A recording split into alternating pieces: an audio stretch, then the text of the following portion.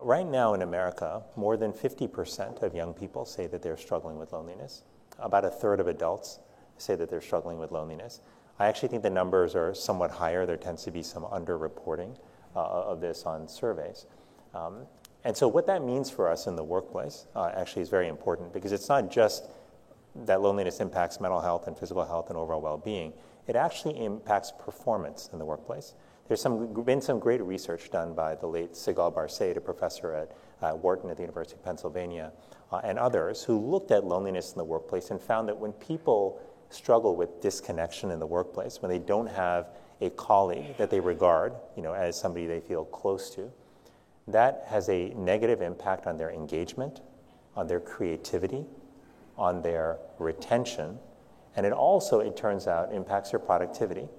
But the interesting thing about this is the effect is not isolated to them, right? Just like if you've ever had the experience of being in a group and somebody's having a really bad day, and everyone knows it because their mood is just terrible, you know that that affects other people in the group too. So in a very interesting way, it turns out these effects of loneliness that you see impact the people around the person who's feeling socially disconnected. So workplaces have a vested interest in helping to build connection. And I'll just give you a couple of simple ways that you can do this actually in the workplace. So one is, we know that service is one of the most powerful antidotes to loneliness. Service is an experience where I can feel connected to somebody in the moment, but also service reminds me that I have value to bring to the world. And one of the greatest consequences of loneliness is it erodes people's self-esteem over time.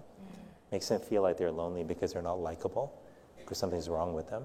And so service can short-circuit those feelings. And that's why organizing service activities, whether it's opportunities for people in the workplace to serve the outside community together, or whether it's opportunities for people to serve other teams within the workplace, that is a powerful pathway to helping build social connection.